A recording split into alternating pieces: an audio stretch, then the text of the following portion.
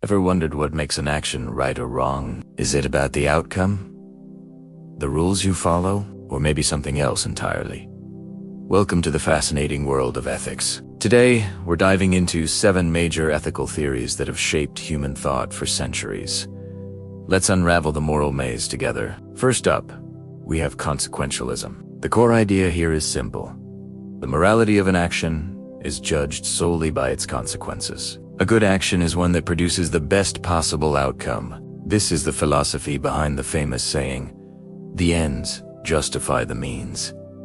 So, if you had to tell a small lie to prevent a huge disaster, a consequentialist might say, go for it. The most famous version of this is utilitarianism, championed by thinkers like Jeremy Bentham and John Stuart Mill. Utilitarianism says the best action is the one that brings about the greatest happiness for the greatest number of people. It's all about maximizing overall well-being. Imagine a city planner deciding where to build a new park. A utilitarian approach would involve choosing the location that benefits the most residents, even if it slightly inconveniences a few. It sounds practical, but it can get tricky. What if sacrificing one person's happiness could make 100 people happy? Is that fair? This question leads us right into our next theory. Enter deontology, a theory most famously associated with Immanuel Kant. Deontology is the complete opposite of consequentialism. It argues that morality isn't about the results, it's about our duties and the rules we follow. Certain actions are inherently right or wrong, regardless of their outcomes. For a deontologist, lying is always wrong, even if it leads to a good result. Why? Because the intention matters most. Kant introduced a powerful idea called the categorical imperative. One version of it says you should only act according to rules that you would want everyone else to follow. Think of it as the ultimate. What if everyone did that? Test. If you wouldn't want to live in a world where everyone lies, then you shouldn't lie either. Another key part of Kantian ethics is that we must always treat human beings as ends in themselves, never merely as a means to an end. This means we shouldn't use people as tools to get what we want. Every person has intrinsic value and deserves respect. So, while utilitarianism might be okay with sacrificing one for the many, deontology would say that's a huge no-no because it treats a person as a mere tool. But what if morality isn't about consequences or rules at all? What if it's about who we are? This brings us to virtue ethics, a philosophy that goes all the way back to Aristotle. Virtue ethics shifts the focus from what should I do to what kind of person should I be. The goal isn't to follow a list of rules, but to cultivate a virtuous character. So, what are these virtues? Think of qualities like courage, honesty, justice, wisdom, and moderation. Aristotle believed that by practicing these virtues, we could achieve eudaimonia.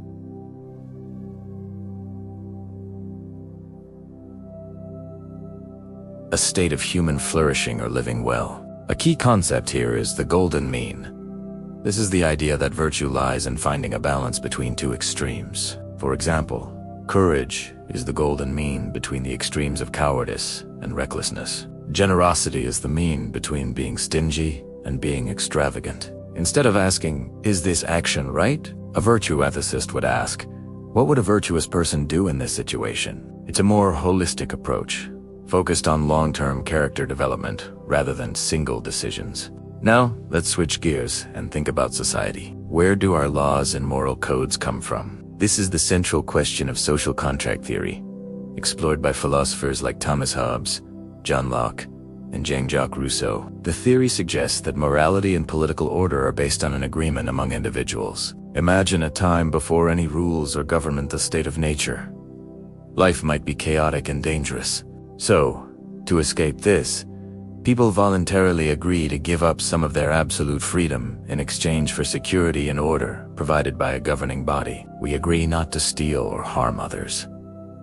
And in return, we expect others to do the same. Justice, in this view, arises from this mutual cooperation. The laws of our society are a reflection of this social contract. We pay taxes, obey traffic laws, and in return, we get roads, police protection, and a stable society to live in. It's a pragmatic take on why we should be good.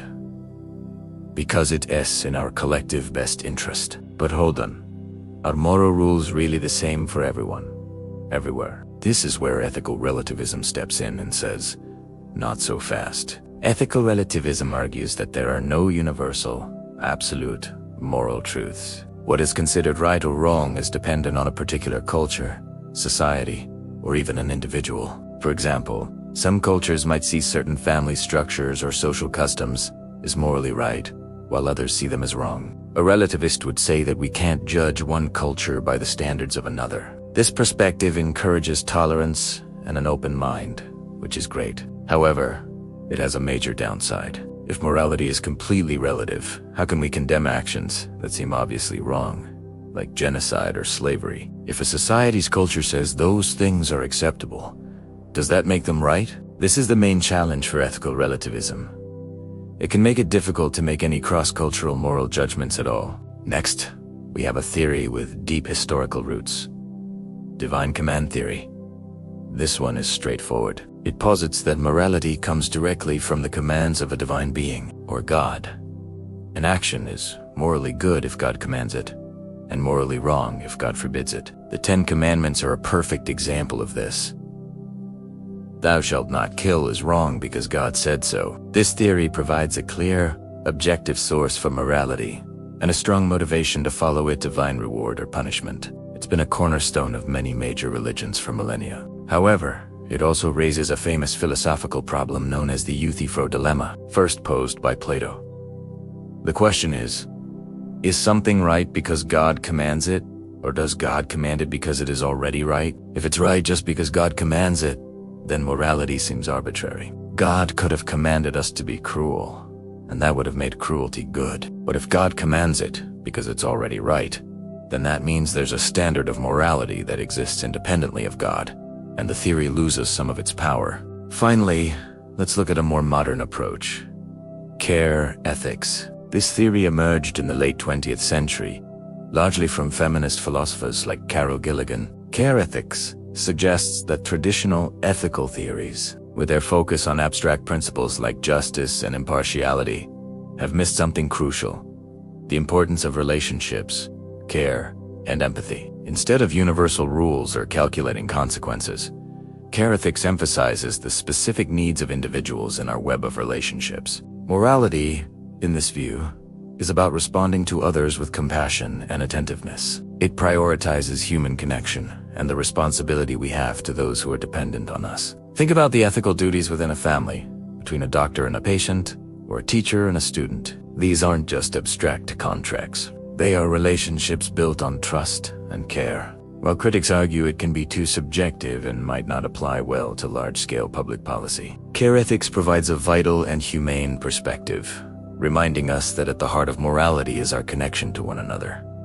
So there you have it. 7 different lenses through which to view morality, from the results-driven logic of utilitarianism to the rule-based world of deontology, the character focus of virtue ethics, the societal agreements of social contract theory, the cultural lens of relativism, the divine basis of divine command theory, and the relational focus of care ethics. None of these theories is perfect, and in our daily lives, we probably use a mix of all of them.